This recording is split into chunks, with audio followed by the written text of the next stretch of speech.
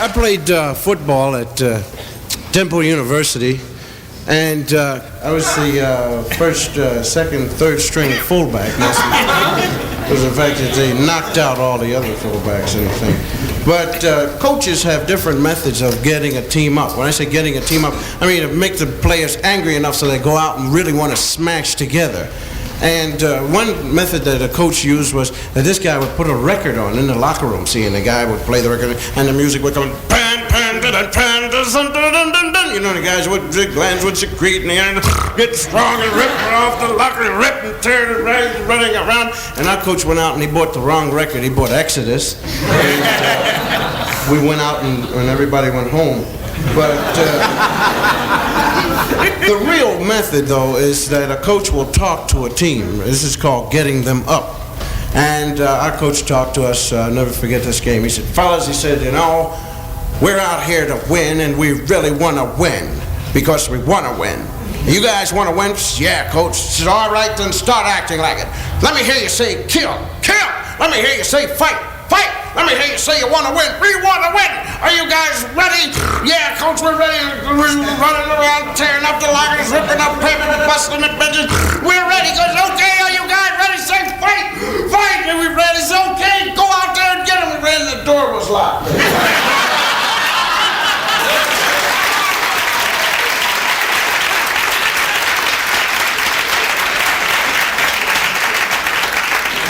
I tried to, like, the other day I was like, okay, take a sexual inventory here. What do you got left, you know? And I took off my clothes and I stood in the mirror. And I looked in the mirror, like a full-length mirror, naked. I'll never do that again. I don't need to do it. I can go my whole life without doing it again. I'm going to. I'm not in good shape. I'm not in the worst shape. I mean, I went to a doctor and he gave me the whole 41-year-old thing. He's like, all right, well, your cholesterol is high, but I don't expect you to do anything about that. And your prostate's a little bit too big. Let's go ahead and let it be a little too big. And you're only cosmetically overweight. I was like, what? He goes, your overweightness is not a medical issue. I'm like, well, so then you don't have to say anything. Why did you even bring it up? You're saying, like, well, medically speaking, you don't have a weight problem, but you look gross. That's what he's saying. I'm looking at myself, and here's the problem, is that I didn't even wear down evenly. Like, different parts of my body are older than others. Like, my dick and balls don't even match each other. Like, my balls are older than me. They're like the oldest. I swear to God, I'm 41. My balls are like 72.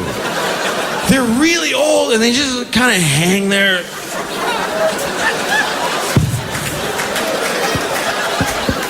They're just hanging, like, they look like they're being rescued by a helicopter from a mountain.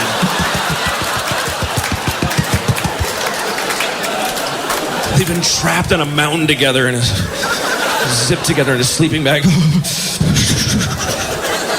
If we ever get out of this, I'll never call you Lefty again. I'm sorry. And then my dick is like happy and shiny and young looking. My penis is like a young 21-year-old guy walking out with these two old guys following him. Hey, man, hang back. I'm trying to get some pussy. Get out of here. Oh, wait for us. And at some point, I got to show this shit to some poor, unfortunate woman that has to see this fucked up package of mine. I don't know what, like, I'll tuck my balls between my legs. I don't have balls. I just have a penis. Is that okay? That must be weird for women, that you don't know what kind of dick and balls you're going to get until it's way too late. Like, it's the last thing you see, and it doesn't seem fair. It should be the first thing you see. Every date should start with a guy taking a, is this gonna be okay? Yeah, that's fine. It's gonna be worth my time. Go ahead and put it away. We'll deal with it later. Because you don't find out till you're looking down the barrel of it, and it's really too late now. Oh, Jesus. And the dick's looking up again. It's all... like, this is like a Dr. Seuss tree. I don't even, it's all yellowy brown with sprigs coming out. And women are so nice. I don't know a single story of a woman who finally gets a guy, does his dick out and goes, no, that's not your dick. Come on. Take out your penis. That's not a penis. That's bullshit. They just go, okay. Oh, fuck. What hole can I put this in that'll depress me the least?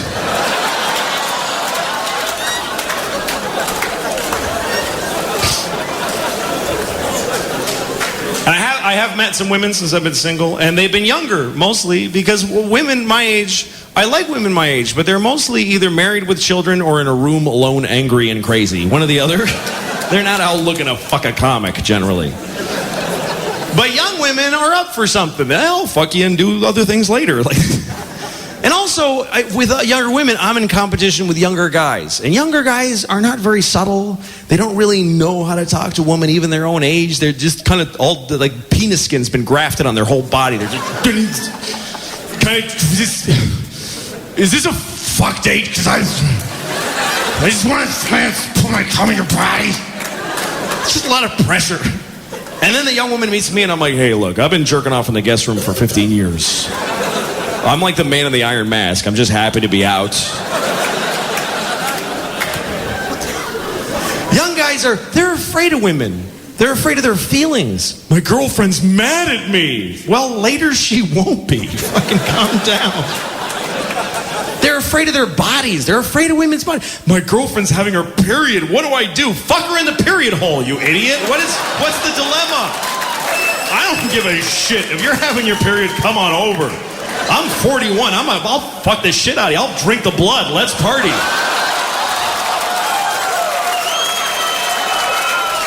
Thank you very much, guys. You were great. Thank you.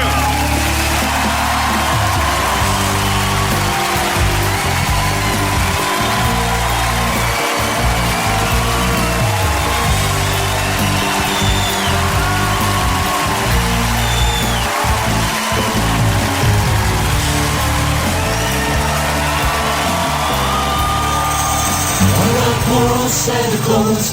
What about poor old Santa Claus? What about poor old Santa Claus? You cunts. Christmas comes but once a year. Bust me fucking gut to get here. But when I do, I can't get in. Your house is a fucking fortress. The chimney's gone, the doors are locked. The alarm goes off and you call the cops. Then the cops turn up and lock me up. Couldn't give a flying fuck who I was. What about poor old Santa Claus? What about poor old Santa Claus? What about poor old Santa Claus? Yeah, you cunts. And them fucking elves are lazy cunts. Wouldn't work in an iron lung. Fucking useless, every one of them. Gotta do the fucking lot myself. And them reindeer's worse than the fucking elves. Rudolph and that mob from hell. I'll give them fucking jingle bells. Come, you lazy cunts. What about poor old Santa Claus? What about poor old Santa Claus? What about poor old Santa Claus? Useless cunts. Gotta fly through sleet and blind and snow and dodging planes and UFOs and flying saucers and cups back home. That missus of mine's a fucking idiot. Bit by dogs and frostbite too. Kicked by kids and kangaroos and up to me arse in reindeer poo. I'm getting too old for all this shit.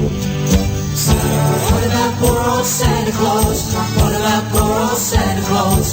What about poor old Santa Claus? Ungrateful cunts. Them fucking kids, the little bastards, I ought to kick their fucking asses. Payback for some of the nasties the little assholes done to me.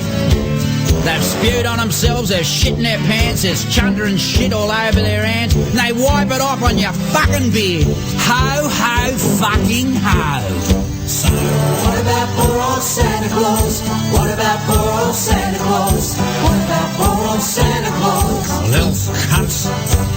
So what about poor old Santa Claus when I come back next year? Because when I'm back in your neighbourhood, here's what you cunts had better do. Stoke the bong and stack the fridge, or I'll fill up your house full of reindeer shit and I'll leave fuck all for your mongrel kids and you can sort the cunts out yourself. What about poor old Santa Claus? What about poor old Santa Claus? What about poor old Santa Claus? Yeah, you cunts.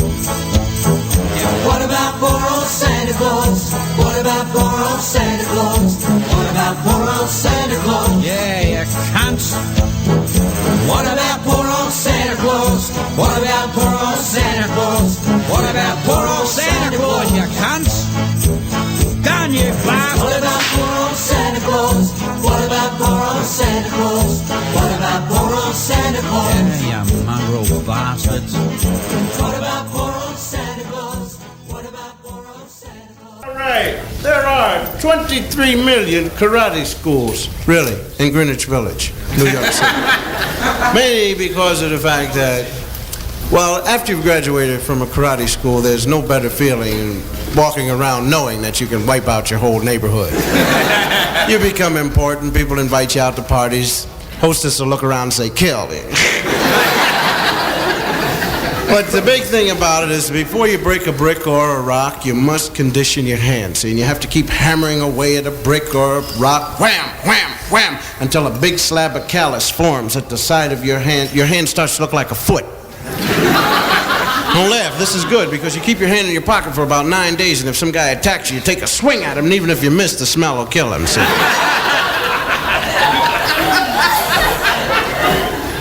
What you have to do, though, is you have to just keep hammering away. Wham, wham, wham. And you do this because it's very important. You can break a brick or a stick. Because if you're ever held up, some guy will say, give me your dough. You just turn around, break a brick, stick, then give him your dough. Here you are. Thanks a lot for the money in the show, fella. But before you break a brick, you have to give off a loud shout, see? This causes your glands to secrete and your froth at the mouth is, see? And then if you miss the guy, you can bite his leg, right? But the thing is, just your, and you can bust a brick, So I figured, look, why bother to break a brick or anything like that if I know this shout? Because I figure, if a guy's gonna hold me up, where is he? He's down a dark street. Why? Because he's nervous. He doesn't want any trouble. All he wants is my money. Here I come down a dark street. Why? Because I'm stupid. But I know the shout. And the guy will put a gun in my back and says, give me your dough. I just turn around quick. Say, here, take the gun. What's wrong with you? You some kind of nut or something? So if you don't watch yourself, I'll shout again. And as a matter of fact, you give me your dough. So I held up 18 people like that. I read the back of this magazine had a very nice movement. It says, if you're ever walking down the street and a guy puts a gun in your back, go into your front pocket, tighten up on your elbow, and you whip around hard and fast, catch the guy right up in the forehead. This knocks him back, you turn around, grab it, throw it down, pick up the gun, march him right off to jail. Now this is a good move. And I went home and I practiced this on my brother. And I wiped him out. I got so good I would walk down nothing but dark streets with $10 bills hanging out of my pockets. And it happened. Give me your dough. Went into my pocket, tightened up, whip, turned around, it was a midget. So what are you there? What are you, some kind of song and dance man or something there? Give me that dough before I blow your kneecap off. But another thing is the fact that whenever you break a rock or something, you have to think through it. This is what a guy told me. He said, now you must think through it. He said, you have to use mind over matter. Now you take this rock, he brought it out there. He said, I'm thinking through this rock. I'm not thinking for the surface. I'm thinking 2 feet past it there. Smashed it to pieces, brought up another brick there. He said, I'm thinking right past it, 2 feet past it. Raised his arm and it came down. Unfortunately, this brick was thinking, no, you won't either. Shattered his whole elbow, and now he only picks on things like Jell-O and whipped cream, you know. Do a little demonstration, fresh, you know. We still applaud for him, but he's nothing. You know.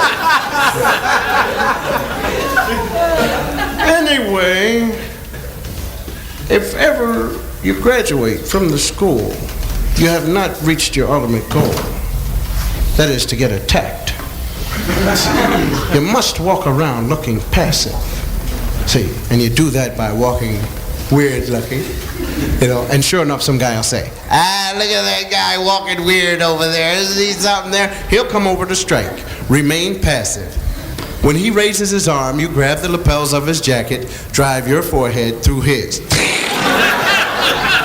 Then you come around quick, drive your hands down across the shoulders, breaking all of the bones in the shoulders and the rib cage. You come down, you rip off his right leg and his right arm. You beat him in the head with both of them. You put the leg back where the arm was, the arm back where the leg was. You cut him in half with the right hand swipe, go into a line, pull them both out, grab the Adam's apple, pull that out, tie them both up into a knot, let them go back, and then you turn them upside down.